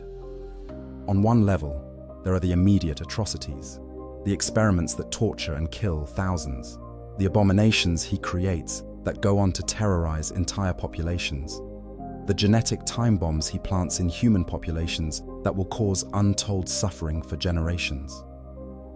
But on a deeper level, Fabius represents the ultimate expression of the Emperor's children's corruption. He has taken the quest for perfection and stripped it of all moral constraints, all limits, all recognition of basic dignity or rights. Fabius believes he is following in the Emperor's footsteps, using genetic engineering to improve humanity. He cannot or will not recognize that the Emperor, for all his ruthlessness, still had some lines he would not cross, still valued human life, at least insofar as humans served his vision for the species. Fabius has no such constraints. To him, humans are merely raw material, biological clay to be shaped according to his vision without regard for their suffering, their autonomy, or their humanity. Perhaps most disturbing is that Fabius is not insane in any conventional sense. He is not driven by rage or bloodlust. He doesn't even worship chaos, viewing the chaos gods as simply powerful warp entities unworthy of devotion. His atrocities are committed with scientific detachment, motivated by curiosity and ambition rather than malice. This makes him in some ways more frightening than warriors driven by chaos corruption, because Fabius's evil is entirely of his own making. He chooses these actions while completely sane, believing himself to be advancing science and human evolution. The nickname Clone Lord understates what Fabius has become. He is a mad scientist whose laboratory spans the galaxy, whose experiments have affected countless billions, whose creations will haunt the Imperium for millennia to come. He is proof that among the Emperor's children, the pursuit of perfection without moral constraints leads not to transcendence, but to the creation of monsters, both in the laboratory and in the mirror. The Siege of Terra. When hell came to humanity's cradle. Of all the horrors the Emperor's children inflicted during the Horus Heresy, their actions during the Siege of Terra stand as perhaps the most unforgivable. This was not a battle against military forces, though such battles occurred. This was not the conquest of an enemy world, though Terra was certainly under siege. What the Emperor's children did during those dark days was something fundamentally different, something so terrible that 10,000 years later, the people of Terra still fear space marines of any kind, and the mere mention of the traitor legions can cause panic in the streets. The Siege of Terra represented the culmination of Horus's rebellion, the final confrontation between the traitor legions and the loyalists who had remained true to the Emperor. 9 traitor legions, supplemented by countless human cultists, traitor Imperial army regiments, and demon hordes, descended upon humanity's homeworld. Their objective was clear: breach the defenses of the Imperial Palace and kill or capture the Emperor of mankind, ending his plans for humanity and securing Chaos's dominion over the galaxy. The defenses of Terra were formidable. Rogel Dawn, the Praetorian of Terra and Primarch of the Imperial Fists, had spent years preparing for this moment. The Imperial Palace was not merely a fortress, but a fortress complex the size of a continent, layered with void shields, gun batteries, and defensive positions that could withstand orbital bombardment. Around the palace, Dawn had constructed additional layers of fortifications, creating a defensive network that would force attackers to pay in blood for every meter gained. The initial orbital bombardment of Terra was devastating. Horus's fleet unleashed unrelenting barrages of missiles and energy beams, seeking to overwhelm the planetary defenses through sheer volume of fire. The assault targeted symbolic locations as well as military ones. The first shell was aimed at the Sanctum Imperialis, the Emperor's personal quarters, a gesture that made clear this was personal as well as strategic. Terra's own formidable anti-ship weapons fired back, and the void above the planet became a graveyard of vessels from both sides. For most traitor legions, the Siege of Terra was a military operation, brutal and total, but still recognizably warfare. The World Eaters sought to break through the defenses through sheer, savage assault. The Iron Warriors methodically reduced fortifications through siege warfare perfected over centuries. The Sons of Horus led coordinated attacks aimed at achieving strategic objectives. Even the demon-corrupted Death Guard and Thousand Sons primarily focused their efforts on breaking the loyalist forces, defending the palace, the All-Shays. Emperor's children were different. They participated in the initial phases of the siege, yes. They fought against the defenders, killed loyalist space marines, and contributed to the general assault. But as the siege progressed, something changed. The bloodshed, the sensory overload of orbital bombardment and citywide combat, the sheer excess of violence on a planetary scale, all of it combined to trigger something in the Emperor's children. They stopped caring about strategic objectives. They stopped focusing on military targets. They turned their attention to something that offered far more intense experiences: Terra's civilian population. While other traitor legions assaulted the Imperial Palace, the Emperor's children embarked upon what can only be described as a spree of organized horror against the helpless citizens of Terra. These were not combatants. These were not soldiers. These were ordinary people, men, women, children, who had no role in the war beyond being unfortunate enough to live on humanity's homeworld during its darkest hour.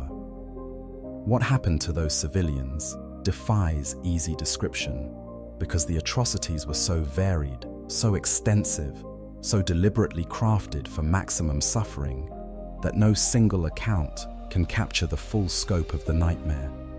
The Emperor's children did not simply kill. They tortured. They experimented. They indulged every dark impulse, every perverse desire, every twisted curiosity that their corruption had granted them. Entire districts of Terra's cities became abattoirs where the Third Legion could exercise their appetite for excess without limit or restraint. Fabius Bile established temporary laboratories in the ruins of Terra's infrastructure, conducting experiments on captured civilians that made his previous work seem almost restrained by comparison. Thousands were subjected to his modifications, transformed into screaming abominations, before being released to spread terror among the remaining population. Others were simply dissected alive, so that Bile could study the effects of various toxins, procedures, and modifications on baseline human physiology. Still others were processed into drugs, their bodies literally ground up and distilled into stimulants that the increasingly addicted Emperor's children consumed without a second thought. The Noise Marines found Terra's urban environment ideal for their sonic weapons. The acoustics of Terra's architecture, combined with the density of the civilian population, allowed them to create symphonies of destruction on an unprecedented scale. They would seal entire hab blocks and then unleash their weapons inside, the sonic resonance magnified by the enclosed spaces until everyone inside was either dead or driven mad. Survivors spoke of hearing the screams of their neighbors even through thick walls, the sound carrying further than should have been possible, as if the screams themselves had been transformed into weapons. Other Emperor's children engaged in atrocities that had no tactical or even explicable purpose beyond the pursuit of new sensations and experiences. They forced people to fight each other for entertainment. They conducted grotesque rituals where worship and torture became indistinguishable. They created works of art using living victims as materials, sculpting flesh while the person remained conscious, sometimes for days. The cruelty was not mindless, but deliberate, each act carefully designed to maximize suffering, to push boundaries, to discover new experiences through the agony of others. The scale of the civilian casualties is difficult to estimate precisely, but scholars believe millions died specifically at the hands of the Emperor's children. Millions more suffered fates arguably worse than death, transformed into mutants, driven insane by what they witnessed or experienced, or corrupted by exposure to warp energies the Third Legion channeled through their rituals of excess. Entire communities that had existed on Terra for millennia simply ceased to exist, their populations either dead, missing, or so fundamentally altered that they could no longer be considered human in any meaningful sense. What makes the Emperor's children's actions during the siege even more horrifying is that they were, in a sense, optional. The Third Legion did not need to terrorize civilians to achieve military objectives. In fact, by diverting their attention from the assault on the Imperial Palace, they arguably weakened the overall traitor offensive. They chose to commit these atrocities not because they served any strategic purpose, but simply because they could, because the opportunity was available, because terror represented the ultimate stage for their performance of excess. There is even evidence that their actions may have inadvertently aided the loyalist cause.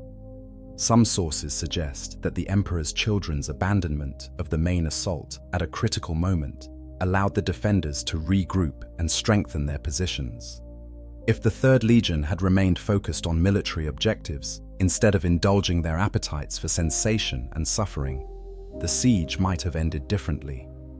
But by this point, the Emperor's children were so far gone that strategic considerations meant nothing compared to the lure of new experiences.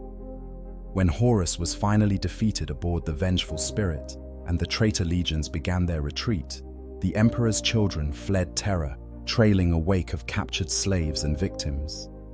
Those Imperial forces that pursued Fulgrim's fleet found a trail of devastated worlds where the fleeing traitors had stopped to resupply and indulge themselves.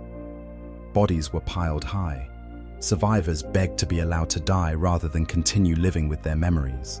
Thousands more were simply missing, dragged off into the eye of terror to fates that Imperial authorities could only imagine with horror. The psychological impact of what the Emperor's children did to terror cannot be overstated. For 10,000 years afterward, the people of Terra have harbored a deep, visceral fear of Space Marines. Even loyalist chapters, even the honored Blood Angels or the noble Ultramarines, are viewed with suspicion and unease by Terra's population. The reason is clear. When Space Marines came to Terra during the Heresy, the ones who inflicted the worst atrocities wore the purple and gold of the Emperor's own chosen legion. That trauma has never fully healed. The Siege of Terra revealed the Emperor's children's corruption in its fullest, most terrible expression. These were warriors who had once been trusted to bear the Emperor's own symbol, who had once stood as paragons of what Space Marines could be. They had transformed into monsters so complete that they could visit unspeakable horror upon innocent civilians for no reason beyond their own gratification. They had become the very thing the Emperor's Space Marine legions were created to protect humanity from, and they had unleashed that evil upon humanity's home world during its greatest crisis. The Third Legion's actions during the Siege of Terra remain, even among all the horrors of the Horus Heresy, a special kind of betrayal. It was not merely military defeat or strategic failure. It was a complete abandonment of every value they had once held, every principle they had claimed to exemplify, every oath they had sworn. The Emperor's children proved during the siege that their fall was total and irreversible, that nothing remained of the noble warriors they had once been except the name they now wore in mockery. Fragmentation and the slave wars. A legion consumes itself. When the traitor, legions fled Terra in defeat after Horus's death, they scattered into the Eye of Terror, seeking refuge from the Imperium's vengeance. For most traitor legions, this marked the beginning of a long period of rebuilding, consolidating power, and planning future strikes against the hated Imperium. For the Emperor's children, it marked the beginning of their final dissolution as a unified legion and their transformation into the scattered warbands that plague the galaxy to this day. The Emperor's children did not arrive in the Eye of Terror empty-handed. They brought with them thousands of slaves captured during their flight from Terra, men and women dragged from their homes to serve as playthings for the Third Legion's perverted desires. For a time, these slaves sustained the Emperor's children's need for new victims, new experiences, new sensations. But the horrifying reality of serving Slaanesh is that satisfaction is impossible. Each excess requires a greater excess to provide the same level of stimulation. Each experience must be more intense than the last, or it registers as bland, boring, insufficient. The Emperor's children consumed their slave population with terrifying rapidity. They did not simply work their captives to death or even kill them quickly. They used them up, drained them, of everything that could provide sensation or experience, discarding the remains like spent ammunition. Within a relatively short time, measured in years rather than decades, the vast majority of the slaves the Third Legion had brought into the Eye of Terror were dead, or so broken that they provided no further stimulation. This created a crisis. The Emperor's children needed victims. Their very metabolism, corrupted by chaos and reshaped by Fabius Bile's experiments, now required the stimulation that came from inflicting suffering and experiencing excess. Without it, they experienced something approaching withdrawal, a psychological and even physical agony that drove them to increasingly desperate measures. They needed more slaves, but where could they get them? The answer, horrifying in its logic, was obvious. They would take slaves from the other traitor legions. What followed was a period known as the Slave Wars, an era of intense conflict within the Eye of Terror itself, as the Emperor's children raided their former allies to satisfy their unending hunger for victims. They attacked the World Eaters, stealing their slaves and thralls. They struck at Death Guard holdings, dragging off screaming captives. They even dared to assault installations belonging to the Black Legion, Abaddon's forces, an act of either supreme confidence or supreme desperation. The other traitor legions, already dealing with their own problems in the aftermath of their defeat, were forced to divert resources to defend against the Emperor's children's raids. The situation was made worse by the fact that the Third Legion was not fighting for territory or strategic advantage. They were fighting simply to take slaves, which meant they would strike anywhere, at any time, whenever they identified a vulnerable target. There was no pattern to predict, no strategic logic to anticipate. The slave wars weakened all the traitor legions, but they hit the Emperor's children particularly hard for one simple reason. They had been among the smallest of the legions, even before their corruption. The casualties they took from Laren onwards, combined with losses at Istvan and during the Siege of Terror, meant the Emperor's children simply did not have the numbers to sustain a protracted conflict with multiple other legions simultaneously. The Third Legion began to fragment. Individual warbands, sometimes led by former captains or lords, sometimes by particularly powerful champions or sorcerers, broke away from any central authority to pursue their own agendas. Some continued raiding for slaves, others focused on pursuing particularly obsessive goals, the creation of the perfect symphony of screams, the sculpting of flesh into impossible forms, the experience of every possible sensation at least once. Each warband reflected the particular obsessions of its leader, and those obsessions varied wildly from one group to another. Fulgrim himself became increasingly irrelevant to his own legion. Having ascended to Demon Prince status during the Heresy, the Phoenician found himself drawn deeper into the great game of chaos, the eternal conflict between the Chaos gods and their servants. He established a realm within the warp, a place of such debased extremes that even other servants of Slaanesh regarded it with a mixture of awe and terror. Fulgrim rarely manifested in real space anymore, and when he did, it was to pursue his own goals rather than to lead his legion. Without their Primarch to provide unity, and without sufficient numbers to dominate through strength, the Emperor's children effectively ceased to exist as a legion in any meaningful sense. They became instead a collection of independent warbands, some numbering in the hundreds, others consisting of just a few dozen warriors. These warbands occasionally cooperated when it served their interests, but more often competed with each other, each trying to outdo the others in excess, in sensation, in the pursuit of experiences that would earn Slaanesh's favor. The fragmentation was not entirely negative from the Emperor's children's perspective. Freed from legion structure and discipline, individual warbands could pursue their obsessions with complete freedom.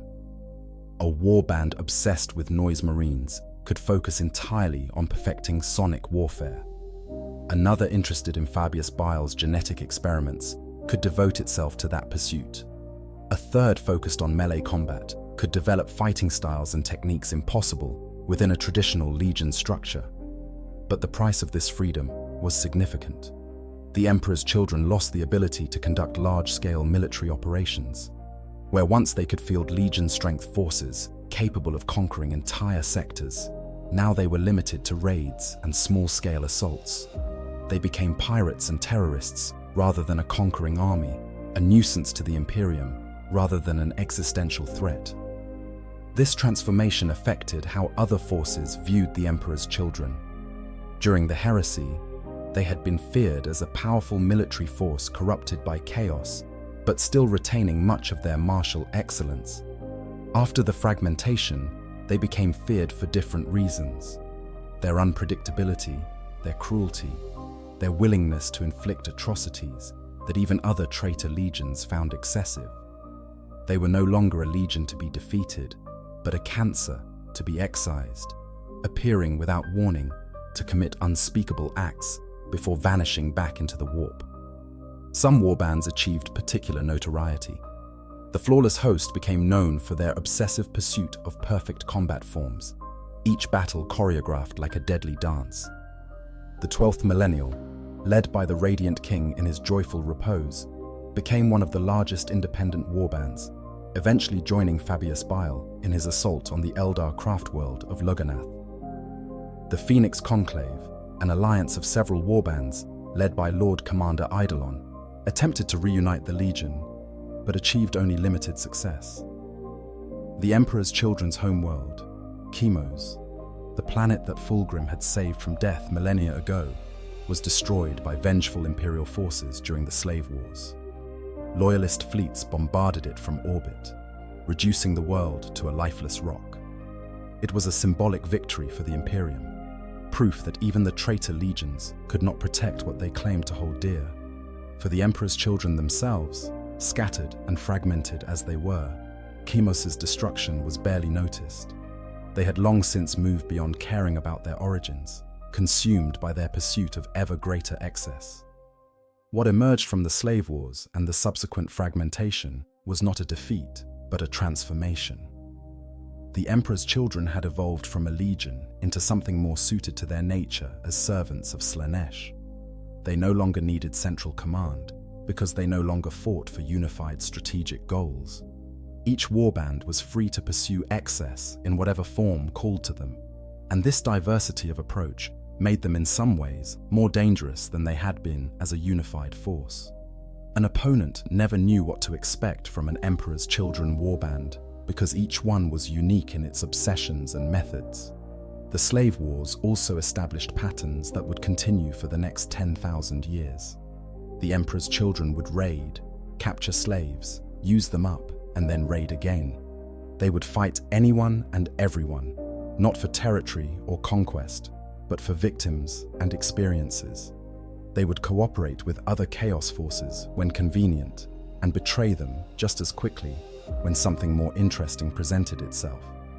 They had become, in essence, the ultimate expression of chaos in its most self-centered and excessive form. The horror of the present. 10,000 years of excess. Fast forward, 10,000 years from the Horus Heresy to the current era of the 41st Millennium, and one might hope that the Emperor's children had been destroyed, or at least diminished to irrelevance. After all, without the unity of a legion, without the leadership of their Primarch, without new recruitment from their destroyed homeworld, surely the Third Legion should have faded into history as a cautionary tale rather than an ongoing threat. One would be tragically wrong. The Emperor's children not only survived those 10 millennia, but have in many ways become more dangerous, more unpredictable, and more horrifying than they were during the heresy. The warbands that emerged from the Legion's fragmentation have continued to raid, to capture, to torture, and to inflict unspeakable suffering across the galaxy. And with the opening of the Great Rift, the massive warp storm that now splits the Imperium in two, their activities have intensified to levels not seen since the Siege of Terror itself. The typical Emperor's Children warband in the current era is a fleet-based force, ranging in size from a few dozen warriors to potentially over 1,000, depending on the warband's success and leadership. These fleets consist of ancient vessels dating back to the Heresy era, many of them twisted by millennia of exposure to the warp into shapes that barely resemble their original designs. The ships are adorned with grotesque decorations, their hulls scarred with sigils of Slaanesh, their interiors transformed into palaces of excess, where captured slaves serve the warband's every depraved whim. These warbands operate as raiders, striking targets both within the Eye of Terror and, increasingly, in real space across the galaxy. The opening of the Great Rift has made such raids far easier. Where once a warband had to navigate the treacherous currents of the warp to emerge in real space at the desired location, now they can simply pass through one of the countless warp rifts that plague the galaxy, appearing without warning to strike, and then retreating back into the Imperium before Imperial forces can respond effectively. An Emperor's Children raid is unlike the attacks of other Chaos forces. When World Eaters attack, they seek worthy opponents to slaughter in Khorne's name. When Death Guard assault a world, they spread disease and corruption. When Black Legion forces strike, they pursue strategic objectives as part of Abaddon's grand designs. Emperor's Children raids have no such clear purpose. Each warband attacks for its own reasons, pursuing its own obsessions, seeking its own particular brand of excess. Some warbands raid purely for slaves, capturing victims to be dragged back to their ships for fates better left unimagined. Others seek specific types of sensory experiences, attacking locations that will provide the particular stimulation they crave. Worlds with specific acoustics for noise marine warbands, populations with specific genetic traits for warbands focused on Fabius Bile's techniques, cultural centers where the destruction of beauty itself provides satisfaction. Still others attack seemingly at random, guided by visions from Slaanesh or simply by whim, pursuing experiences that even they cannot fully articulate. What makes Emperor's Children raids particularly terrifying for Imperial citizens is their theatrical nature. These are not simple military assaults. They are performances, carefully orchestrated displays designed to maximize fear, suffering, and sensory overload. A warband might announce their arrival with sonic weapons that can be heard across an entire continent, the sound itself causing casualties before the first shot is fired. They might paint their attack patterns in specific colors or choreograph their movements to create visual displays of terrible beauty. They turn battlefields into stages and make sure their victims know they are not just being killed, but being killed for someone else's entertainment. The composition of modern Emperor's Children warbands reflects 10,000 years of mutation, augmentation, and blessing from Slaanesh. Standard Chaos. Space Marines in Emperor's Children colors often bear mutations that would horrify even other servants of Chaos. Their armor might be fused directly to their skin, the ceramite functioning as a sensory organ that allows them to feel pain and pleasure as if it were their own flesh. Their faces might be twisted into permanent expressions of ecstasy or agony, unable to form any other appearance regardless of their actual emotions. Noise Marines remain the most distinctive troops within Emperor's Children forces, and they have evolved over the millennia into ever more extreme forms. Modern Noise Marines bear weapons of such power that the sound they produce can shatter adamantium and crack open reality itself. Their armor bristles with speakers and amplifiers, some technological, others grown from their own mutated flesh. To hear a modern Noise Marine squad in action is to experience sound as a physical force, waves of devastating harmonics that destroy not just bodies, but minds and souls.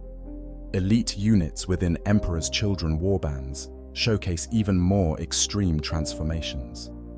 The Flawless Blades are melee specialists who have perfected combat to such a degree that watching them fight is said to be mesmerizing even to those they are killing. They move with unnatural grace, each strike perfectly placed, each movement flowing into the next like a deadly dance. Possessed Marines within Emperor's Children. Forces house demons of Slaanesh, their bodies transformed into living gateways to the warp, reality bending around them in ways that assault the senses of anyone nearby. The Emperor's Children also maintain close ties with demons of Slaanesh, often summoning them to fight alongside their mortal warriors. Demonettes surge ahead of the main force, their unnatural beauty and lethality serving as the perfect heralds for the Emperor's Children behind them. Seekers of Slaanesh, demonettes riding demonic steeds, race across battlefields with terrifying speed. Fiends prowl the flanks, their very presence a psychic assault that saps the will of enemies. And at the pinnacle of this demonic hierarchy are the Keepers of Secrets, greater demons of Slaanesh, who serve as commanders and champions, beings of such terrible beauty and power that mortal minds struggle to comprehend them. Leadership within modern Emperor's Children warbands varies wildly. Some are led by original Heresy-era veterans, space marines who fought in the Great Crusade and lived through 10,000 years of warfare and excess. These ancient warriors are terrifying in their capabilities, having perfected their craft over millennia.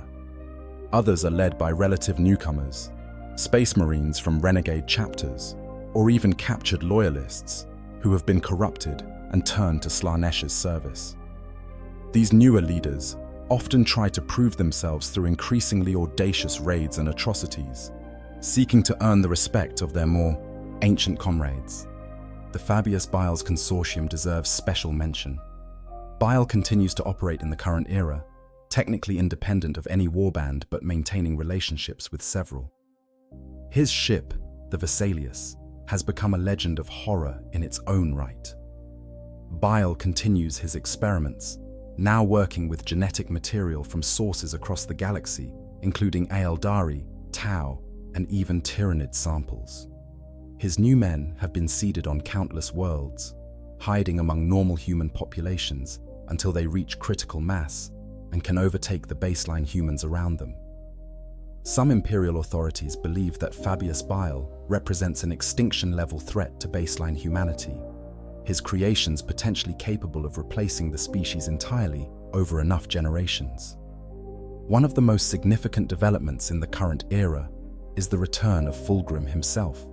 For millennia, the demon Primarch had been largely absent from real space, pursuing his own incomprehensible goals within the warp. But the Great Rift's opening has allowed him to manifest more easily in the material universe, and he has begun to take a renewed interest in his legion. His appearances are sporadic and often brief, but when Fulgrim arrives, Emperor's Children warbands from across the galaxy are drawn to him, reuniting temporarily under their Primarch's leadership before dispersing once more. Fulgrim's current form is both beautiful and horrifying, a four-armed, serpentine monstrosity that moves with hypnotic grace. He wields multiple weapons simultaneously, each one a masterwork of terrible craftsmanship. His presence radiates Slaanesh's power, inspiring his followers to greater excess while driving enemies to despair or madness. In battle, Fulgrim is a terror, capable of dueling multiple opponents simultaneously and killing them all with contemptuous ease. He represents what the Emperor's children have become: beautiful, deadly, and utterly divorced from anything that could be called human. The Phoenix Conclave, led by Lord Commander Eidolon, represents the closest thing to a unified command structure the Emperor's children maintain in the current era. This alliance of warbands has attempted to coordinate actions and reunite the Legion, achieving some success in organizing larger operations than any single warband could manage. But the fundamental nature of the Emperor's children, their obsession with individual excess and personal sensation, works against any attempt at lasting unity. The Conclave waxes and wanes in power depending on circumstance, sometimes commanding the loyalty of significant portions of the scattered Third Legion, other times reduced to just Eidolon's personal forces. What makes the Emperor's children particularly dangerous in the current era is not their numbers or their tactical capabilities, though both remain formidable. It is their complete unpredictability. Imperial forces defending against chaos invasions can generally predict how other traitor forces will behave. World Eaters will charge straight at the strongest opposition. Death Guard will advance methodically, spreading corruption. Iron Warriors will establish siege positions and reduce fortifications systematically. But Emperor's children, they might do any of these things, or none of them, depending on what strikes their fancy at any given moment. They might break off from a winning assault because they have grown bored. They might throw themselves into an unwinnable battle. because the challenge excites them. They might spend hours torturing a single prisoner while ignoring far more valuable targets, simply because that prisoner's screams produce interesting harmonics. This unpredictability extends to their choice of targets. An Emperor's Children warband might attack a heavily defended forge world, not to capture it, but to hear the sounds its factories make when destroyed. They might ignore a critical supply line to assault a cultural center, because they want to destroy something beautiful. They might spare one settlement while obliterating another for reasons that make sense only to them, if they make sense at all. For Imperial defenders, this makes the Emperor's Children almost impossible to defend against effectively, because defensive strategy requires understanding what the enemy wants to achieve. The sites of Emperor's Children attacks often remain tainted for years, or even centuries afterward. The warp energies they channel, combined with the sheer intensity of suffering they inflict, can weaken the barrier between real space and the immaterium. Demons of Slaanesh find it easier to manifest in these locations.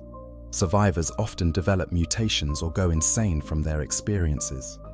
Sometimes, the very geography is warped, colors becoming too vivid, sounds too sharp, sensations too intense, creating zones of reality that humans find almost unbearable to enter. The Emperor's Children continue to recruit new members, though their methods are very different from how the original Legion grew. They cannot simply implant gene seed into aspirants and train them in Legion doctrine, because the Legion structure no longer exists in any meaningful form. Instead, they typically corrupt existing Space Marines, whether from renegade chapters or captured loyalists. A Space Marine with a perfectionist streak, with pride in their chapter's achievements, with a desire to excel, these are vulnerabilities that the Emperor's Children can exploit. They offer what they themselves were offered millennia ago, the promise of perfection beyond what the Imperium can provide, of experiences beyond what a loyalist will ever know, of transcendence through excess. Sometimes this corruption happens through direct capture and torture, the victim broken and rebuilt in Slaanesh's image. Other times it is more subtle, a slow seduction where a renegade marine seeking power or meaning is gradually introduced to the Emperor's Children's philosophy and finds it appealing. Either way, new members are added to the warbands, though the process is slow enough that the Emperor's Children remain among the smaller chaos forces in terms of pure numbers. The current era has also seen the Emperor's Children establishing bizarre forms of what might loosely be called culture. Some warbands maintain what they call performance records, cataloguing particularly spectacular raids or memorable atrocities. Others engage in competitions, different warbands trying to outdo each other in excess, seeking Slaanesh's favor through increasingly extreme acts. There are rumors of gatherings in the warp where multiple warbands come together for what could be described as festivals of excess, events where the boundaries of experience are pushed far beyond what even Chaos Space Marines normally endure. The Emperor's Children represent, in the current era, a warning about what becomes of those who pursue perfection without restraint, sensation without limit, excellence without morality. They are the dark reflection of what humanity might become if all higher values are stripped away and only the immediate gratification of desire remains. 10,000 years have not mellowed them or made them less dangerous. If anything, time has refined their capacity for horror, allowing them to perfect the art of inflicting suffering to a degree that even their heresy-era selves might find shocking. And perhaps most frightening of all, they show no signs of stopping. As long as Slaanesh exists, as long as the warp churns with the Dark Prince's power, as long as there are beings in the galaxy capable of feeling sensation and experiencing excess, the Emperor's Children will endure. They will raid, capture, torture, and kill. They will pursue their impossible quest for the perfect experience, the ultimate sensation, the transcendent moment of absolute excess. And in that pursuit, they will leave behind them a trail of suffering that staggers the imagination and horror that defies description. The philosophical horror, what they represent. beyond the immediate visceral horror of their actions, beyond the body counts and the atrocities and the weapons that turn sound into suffering, the Emperor's children represent something deeper and more disturbing. They are a philosophical nightmare made manifest, a warning about what happens when virtues become untethered from their moorings and transform into vices more terrible than any simple evil. The Emperor's children began with admirable qualities. They valued excellence, pursued perfection, and refused to accept mediocrity. These are not evil traits. In fact, they are traits most cultures would encourage. The athlete who pushes themselves to break records. The artist who will not rest until their work meets their vision. The craftsman who takes pride in the quality of their creations. All of these are celebrated in societies across human history. The Emperor's children simply took these virtues to their logical extreme, and in doing so, revealed the darkness at perfection's core. Perfectionism, when untempered by humility, by recognition of one's own limitations, by consideration for others, becomes a prison. The perfectionist begins to define themselves entirely by their achievements and failures. Every shortcoming becomes not merely disappointing, but intolerable. Every imperfection becomes not just something to improve, but something that threatens their entire identity. The Emperor's children's corruption began not when they encountered the Lair or picked up demon weapons, but when they started to believe that perfection was not just desirable, but mandatory, not just a goal, but a right, not just an achievement, but a definition of their worth. This created a psychological vulnerability that chaos exploited with surgical precision.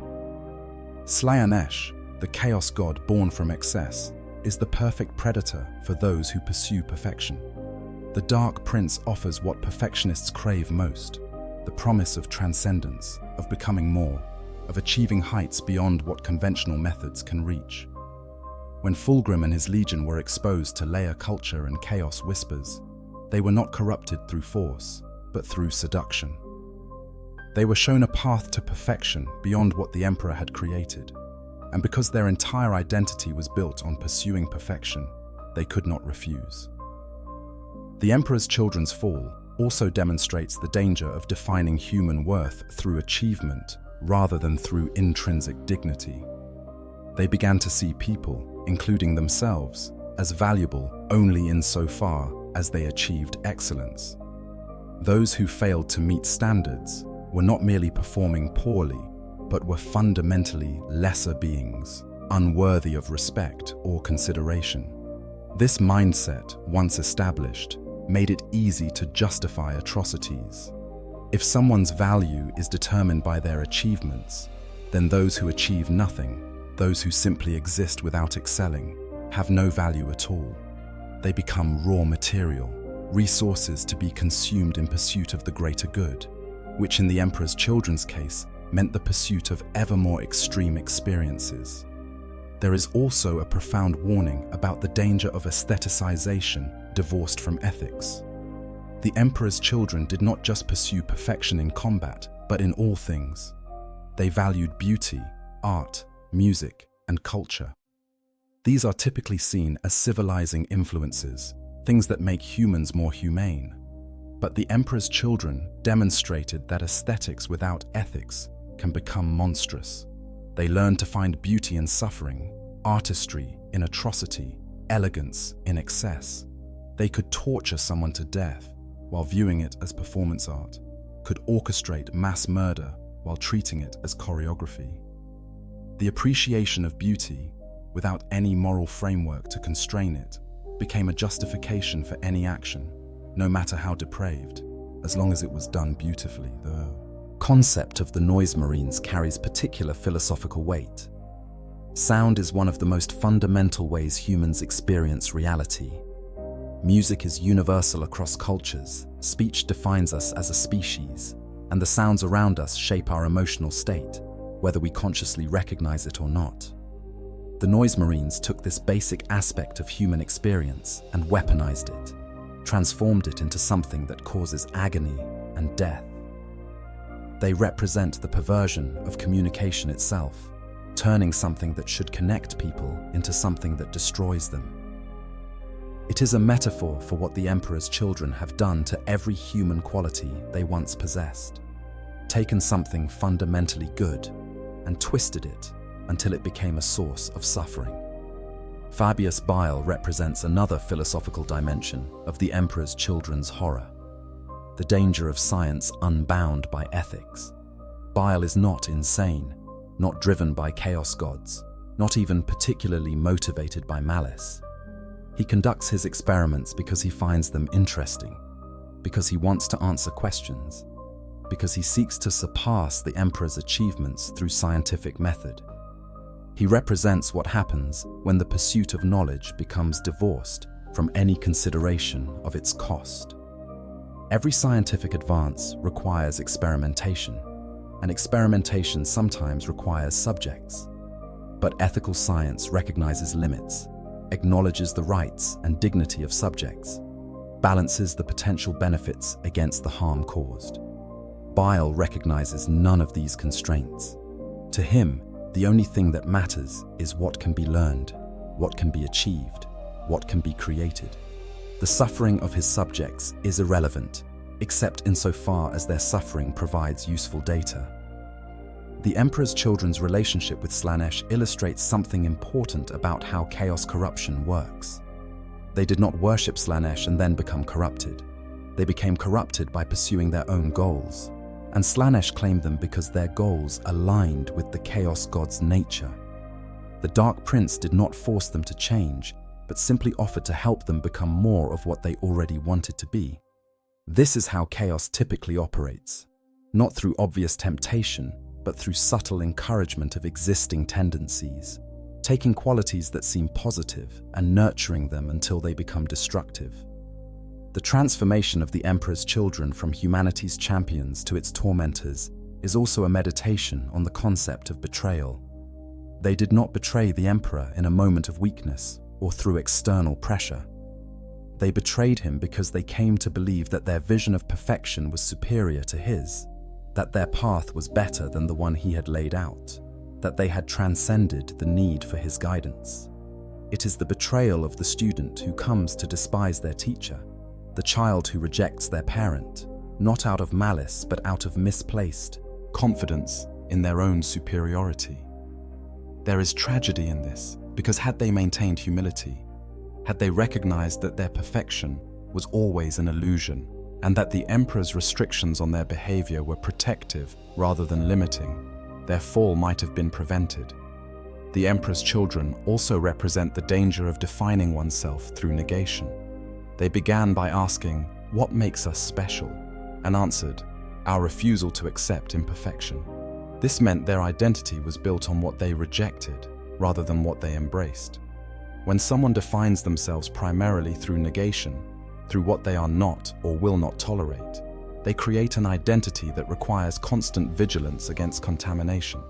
Any imperfection becomes an existential threat. Any failure becomes intolerable.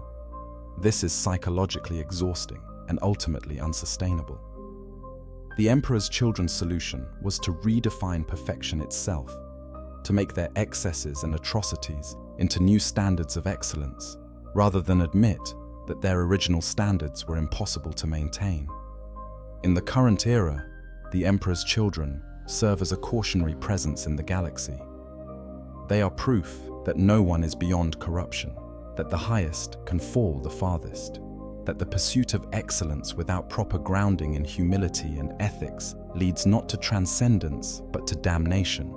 Every raid they conduct, every atrocity they commit, every scream torn from a victim's throat serves as a lesson written in blood about the dangers of perfectionism, unchecked, ambition unrestrained, desire untempered. Perhaps the most disturbing aspect of what the Emperor's children represent is that most humans can recognize, at least faintly, the appeal of what they offer.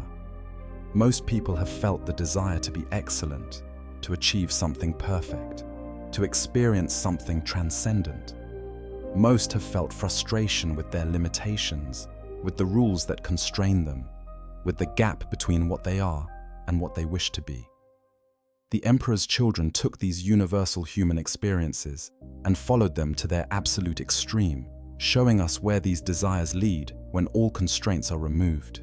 They are holding up a dark mirror to human nature itself, and what that mirror shows is not reassuring. The Emperor's children teach us that perfection is not just impossible, but dangerous as a goal. Excellence is achieved not by refusing to accept any limitation, but by working creatively within limitations. Growth comes not from trying to transcend humanity, but from accepting and working with human nature. True strength requires not the elimination of weakness, but the honest acknowledgement of vulnerability.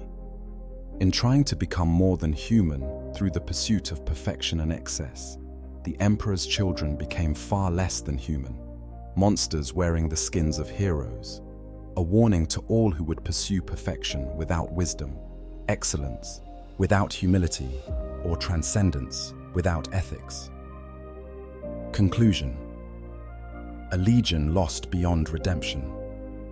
The story of the Emperor's children is, at its core, a tragedy of fallen angels and broken promises. They were given more honor than any other legion, bearing the Emperor's own symbol and name. They were entrusted with representing the very best of what the Astartes could be. They were led by a Primarch of unmatched refinement and capability. They had every advantage, every opportunity, every reason to remain loyal, and they threw it all away in pursuit of an impossible perfection that transformed into unthinkable depravity. 10,000 years after their betrayal, the Emperor's children remain one of the most disturbing forces in the galaxy, not because of their military might, which is considerable but not overwhelming, but because of what they represent.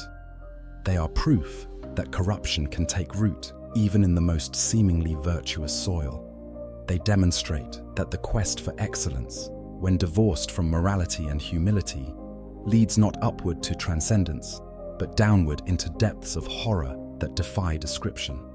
Their current state, scattered warbands pursuing individual obsessions across a galaxy torn by war, is perhaps fitting. They sought perfection as individuals and found only addiction and excess. They pursued sensation beyond all limits and lost their ability to feel satisfaction from anything less than the most extreme experiences. They wanted to transcend humanity's limitations and became monsters that barely qualify as human at all. In trying to become more than space marines, they became something far less, creatures of pure appetite and obsession, wearing the purple and gold of the Third Legion as a mockery of everything they once stood for. The Emperor's children will never be redeemed. There is no path back from where they have gone. They have committed atrocities too numerous and too terrible to ever be forgiven. They have transformed themselves so completely that returning to what they were is impossible. Their gene seed is corrupted beyond repair. Their souls are bound to Slaanesh. Their minds have been warped by millennia of excess into shapes that cannot comprehend concepts like restraint or remorse. They are lost, and they will remain lost until either the galaxy ends or they are finally exterminated to the last corrupted warrior. But their story remains important, not as entertainment, but as warning. It teaches that virtue without wisdom can become vice. That perfection pursued without restraint leads to perversion. That excellence achieved at any cost costs everything that makes excellence worthwhile. That the pursuit of sensation beyond all limits leads not to transcendence, but to a kind of living death where nothing can satisfy, and every experience must be more extreme than the last just to be noticed at all. The Emperor's children were once humanity's champions, warriors who embodied the nobility and excellence that the Imperium claimed to represent. Today they are humanity's tormentors, raiders who visit unspeakable horrors upon innocent populations for no reason beyond their own gratification. The distance between these two states is the measure of their fall, and that distance is vast enough to contain oceans of suffering, mountains of corpses, and a darkness deep enough to swallow souls. In the grim darkness of the far future, there is only war. But among all the horrors that war produces, few are as completely tragic as the Emperor's children. A legion that achieved perfection only to discover that perfection, once achieved, is utterly hollow. They stand as eternal proof that humanity's greatest enemy may not be the alien, the mutant, or the heretic, but the unchecked pursuit of our own aspirations.